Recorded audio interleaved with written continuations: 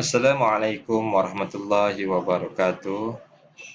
Salam ukhuwah bagi semua anak-anak tahun 4 Sekolah Rendah Agama Al-Suyuti. Jadi seperti yang sudah maklum, hari ini kita akan ada jadual pembelajaran bagi mata pelajaran sirah. Okey, sebelum saya pergi lebih kepada lanjut tentang apa yang kita nak belajar hari ini, izinkan saya memperkenalkan diri sikit. Mungkin ramai yang dah kenal, mungkin kemungkinan juga ada pelajar baru, pelajar yang masih belum kenal. Okey, saya kenalkan diri sikit ya. Nama saya Asmiran bin Saraman. Saya akan mengajar mata pelajaran sirah bagi tahun 4, bagi tahun 2021. Tahun ni lah insya-Allah. Okey, anak-anak yang dirahmati Allah sekalian, sirah tahun 4, jangan, bagi yang ada buku, yang dah dapat buku, boleh tengoklah, boleh baca-baca dulu, okey. Elok baca-baca dulu. Okey, jangan tunggu kelas baru kita nak baca, baca aja je dahulu. Okey, siapa yang ada masalah bacaan, ataupun apa-apa perkara yang masalah yang berkaitan dengannya, boleh maklum semula kepada saya secara personal di WhatsApp ya. Okey. Dan kalau kata perlukan video bacaan, tak apa, nanti saya akan rakam, saya akan upload kat YouTube dan saya akan bagi anak-anak semua rujukan untuk baca bersama dengan saya. Cuma dalam pembelajaran secara atas talian hari ini, saya tidak membuat bacaan lah. Okey, cuma saya galakkan baca sendiri. Baca sendiri dahulu. Kalau tak boleh, baru begitu. Saya akan cuba buat. InsyaAllah. Okey. Anak-anak yang dirahmati Allah sekalian, seperti yang kita sedia maklum, bila kita belajar sirah, kita belajar mengenai junjungan besar Nabi Muhammad sallallahu alaihi wasallam, kekasih kita. Orang yang kita sayang selepas Allah Subhanahu wa taala. Pertama kita kena sayang Allah, kemudian kita kena sayang Rasulullah sallallahu alaihi wasallam. Rasulullah juga sangat menyayangi kita. Jadi kenapa tidak kita menyayangi Rasulullah? Dan bukti sayangnya kita kepada Rasulullah adalah mengenali dia. Bagaimana nak kenal? Belajar sirah. Okey, anak-anak. Okey. Untuk pelajaran tahun 4 sirah, kita akan mula belajar tahun bermula daripada tahun kedua Hijrah. Okey, sampailah tahun yang akan dinyatakan nanti. Okey, dan mulalah waktu ni tajuk-tajuk yang menjadi apa orang kata, ada yang membimbangkan tentang tajuk ni sebab bermula tahun 4, 5 dan 6 kita akan belajar tajuk-tajuk perang. Banyak perang sebenarnya berlaku zaman Rasulullah ya. Adakah Islam ni ditegakkan dengan pedang? Jawapannya tidak ya. Islam ni ditegakkan dengan dakwah. Sebenarnya kalau kita tengok banyak perang zaman Rasulullah, banyak lagi dakwah oleh Rasulullah SAW dan juga para sahabat. Boleh ikutkan sejarah para sahabat ni sampai ketuk dari pintu ke pintu. Semua rumah ada ketuk pintu dan didakwah untuk diajak kepada Islam. Dia kata banyaknya perang, banyak lagi dakwah berbanding dengan perang sebenarnya. Islam ni lebih ditegakkan dengan kasih sayang. Pun begitu, kenapa berlaku peperangan? Kerana penindasan terhadap Islam. Anak-anak sedia maklum. Ya, pada awal dakwah Islam, terutamanya di Mekah, ketika Nabi sebelum hijrah ke Madinah, bagaimana keadaan Islam di Mekah? Penindasan terhadap Islam sangat-sangat teruk. Tengok apa yang jadi kepada Bilal, Ammar bin Yasir. Ammar bin Yasir habis keluarga dia, tinggal dia seorang je yang hidup. Allahu Akbar. Jadi di antara sebab-sebab berikut dan juga beberapa sebab lain, berlakulah peperangan.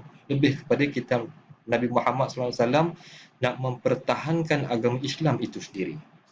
Jangan kita negatif terhadap Islam ya. Kita umat Islam, kita kena positif terhadap Islam. Sebab orang bukan Islam, ada setengahnya menganggap negatif kepada Islam. Jadi tujuan kita belajar hari ini, selain daripada kita nak kenal Nabi Muhammad, kita juga boleh memperbetulkan pandangan negatif daripada orang di luar sana, terutamanya orang bukan Islam. Kita kena bagi tahu. Kalau ada kawan-kawan yang bukan Islam, ceritalah pasal Islam kan. Okay? Supaya mereka tak pandang negatif pada Islam. Okay. Jadi kita pengenalan sikit tentang pelajaran sirah tahun 4. Okay.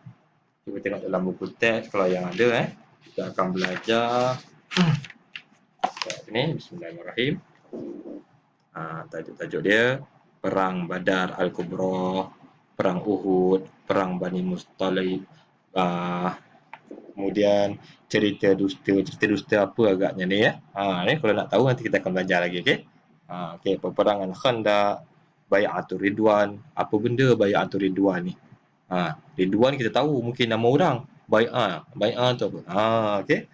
Okey, kemudian perjanjian Hudaibiyah, kemudian ibadah yang disyariatkan pada tahun kedua Hijrah hingga kelima Hijrah, dan juga peristiwa penting yang berlaku pada tahun kedua hingga kelima Hijrah.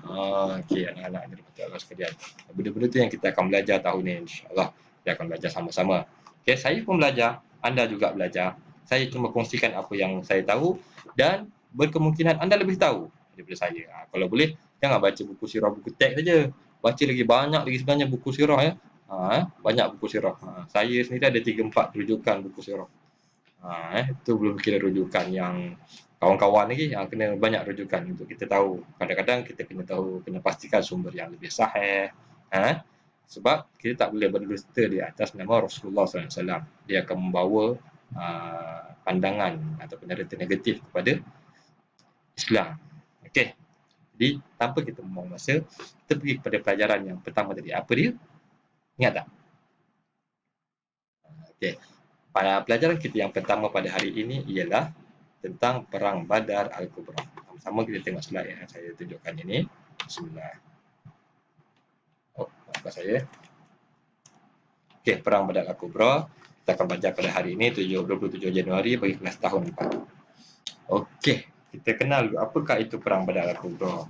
Perang Badar Al-Kubra, ada nama pun perang. Mesti ada perlawanan antara dua pihak. Okey, mungkin dua ataupun lebih tiga pihak. Cuma Perang Badar Al-Kubra ini berlaku di antara orang Islam dan juga tentera kafir Quraisy. Kafir Quraisy. Minta maaf, fa ni saya tertukar. Saya lupa nak tukar font. Tukarkan kepada fa fa kepada fa. Kafir Quraisy Mekah. Nabi dah berhijrah ke Madinah. Tapi bagaimana pula boleh berlaku perang dengan orang kafir? Takkan Nabi daripada Madinah pergi serang orang Mekah kan? Okey. Jadi bagaimana berlaku? Saya akan ceritakan sedikit nanti. Okey, insya-Allah. Okey. Kemudian kita dah tahu dah perang ni antara siapa dengan siapa. Kita pergi pula bila berlakunya. Berlaku perang Badar Al-Kubra pada 17 Ramadan tahun kedua Hijrah. Subhanallah. 17 Ramadan. Ramadan tu bulan apa anak-anak? Bulan puasa. Allah Akbar, hebat bulan puasa boleh berperang orang Islam dulu. Kita puasa belajar pun mengantuk. Kalau pergi perang tak tahu macam mana. Tapi sama-samalah kita kuatkan iman kita supaya kita boleh teguh sebagaimana teguhnya iman para sahabat, para salihin insya-Allah. Okey. 17 Ramadan tahun kedua Hijrah itu bersamaan dengan 13 Januari 624 Masihi. Okey. Di mana pula tempat dia? Tempat berlaku peperangan Badar adalah di suatu lembah di antara Mekah dan Madinah. Okey, saya akan tunjukkan tempat dia. Okey. Kita tengok dalam ni. Ini antara gambar awal. Okey. Kita tengok sini. Sini Mekah, sini Madinah. Maafkan dia tulisannya dalam tulisan bahasa Inggeris, tapi tak apalah, saya translatekan Kalau ini daripada kawasan mana mouse tadi. Okey, sini kawasan Mekah, sini kawasan Madinah. Dan kalau ikutkan sini ditulis Syria. Syria ni nama sekarang. Kalau dulu dipanggil sebagai Syam. Syam ni tempat apa? Ingat lagi tak? Dah belajar dulu masa tahun 2. Tahun 1 pun dah belajar. Syam ni merupakan tempat di mana orang Arab berdagang. Orang Arab jual barang. Okey. Jadi di antara Mekah dan Madinah ni terdapat satu lembah, dan di lembah inilah berlakunya Perang Badar Al-Kubra. Ni kalau kita tengok kat sini di kawasan bukit-bukit sikit. Dan di antara bukit-bukit tu berlaku peperangan Badar Al-Kubra. Okey. Okey, kita tengok pula balik, patah balik kepada pengenalan tadi. Siapakah yang mengetuai peperangan? Okey. Waktu dalam Perang Badar Al-Kubra ni tentera Islam diketuai oleh baginda junjungan besar kita Nabi Muhammad sallallahu alaihi wasallam, yakni Rasulullah sallallahu alaihi wasallam. Okey, manakala ketua tentera orang kafir pula adalah Abu Jahal. Okey. Agak-agak bagaimana berlakunya peperangan ini? Okey, sebelum kita tahu bagaimana berlakunya peperangan ini, saya nak anak-anak semua tahu nama-nama lain. Banyak nama dia perang Badar ni ya. Kita kenal sebagai Badar Al-Kubra sebab dia badar besar dan dia merupakan perang pertama umat Islam. Okey. Okey. Nama lain perang Badar Al-Kubra tadi yang pertama adalah perang Safwan. Ya. Perang Safwan ni kalau orang tanya perang Safwan ni perang apa? Perang Badar. Dan juga perang Badar juga dikenali sebagai Bainal Haqq wal Batil. Bainal Haqq wal Batil. Apa maksud Bainal Haqq wal Batil? Maksudnya yang menentukan di antara kebenaran dan kebatilan. Ataupun dalam buku teks dia tulis menentukan antara kebenaran dan kesesatan. Okey. Nak bahasa mudah menentukan di antara kebenaran dan kesesatan. Menentukan di antara kebenaran dan kesesatan. Saya tak tulis Saya nak anda semua baca buku ataupun dengar betul-betul supaya ingat. Okey. Masa tak banyak 3-4 minit untuk rakaman saya. Okay, kita pergi kepada sebab berlaku peperangan. Okey. Sebab berlaku peperangan secara umumnya ayat yang saya gunakan yang pertama adalah untuk mempertahankan harta dan maruah umat Islam. Yang kedua, kerana perintah Allah mengharuskan berperang. Kenapa tiba-tiba Allah mengharuskan berperang ni? Allah mengharuskan berperang dalam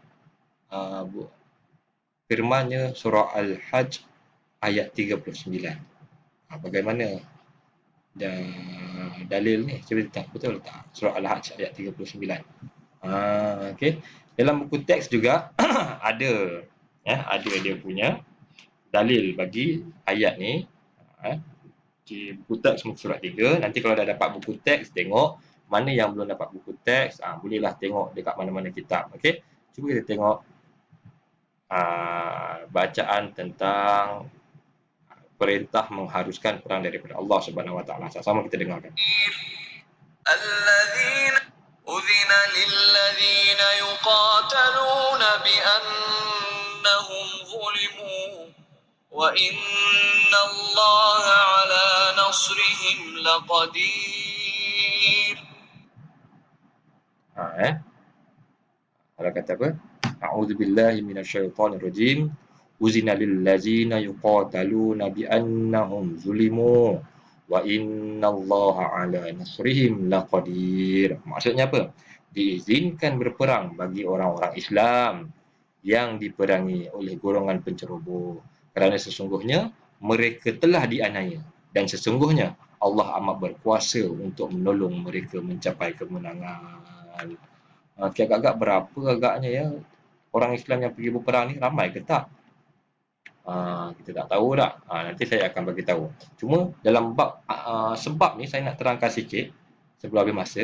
Masa tinggal 2 minit, saya cuba secepat mungkin. Sebab berlaku peperangan Badar Al-Kubra berpunca daripada begini kisahnya. Okay. Bila orang Islam berhijrah ke Madinah daripada Mekah, berhijrah ke Madinah, umat Islam waktu itu tak bawa apa-apa. Mereka tak bawa harta mereka. Harta mereka ditinggalkan di Mekah. Mereka berada di Madinah. Dan harta-harta mereka, rumah-rumah mereka telah pun diceroboh oleh orang kafir Quraisy. Orang kafir Quraisy ambil harta daripada rumah-rumah orang Islam di Mekah. Mereka bawa pergi jual dekat Syam. Dan kalau ikutkan dalam peta tadi, nampak tak? Mereka melalui Madinah. Dan selepas mereka pergi dan intipar Rasulullah menemui mereka, dan akhirnya Rasulullah menahan ketika mereka dalam perjalanan pulang ke Mekah. Daripada Syam, diorang nak pulang ke Mekah, Rasulullah sekat mereka. Rasulullah nak balik harta umat Islam yang telah mereka jual. Mereka kira ikut-ikutkan curi lah. Dah curi, jual. Sepatutnya diorang kena pulangkan kepada umat Islam. Sebab itulah Rasulullah sekat. Sebab itulah perang Badar ini demi mempertahankan harta dan maruah umat Islam. supaya orang Islam tak dipijak lagi. Orang Islam bukannya orang yang lemah yang boleh dibuat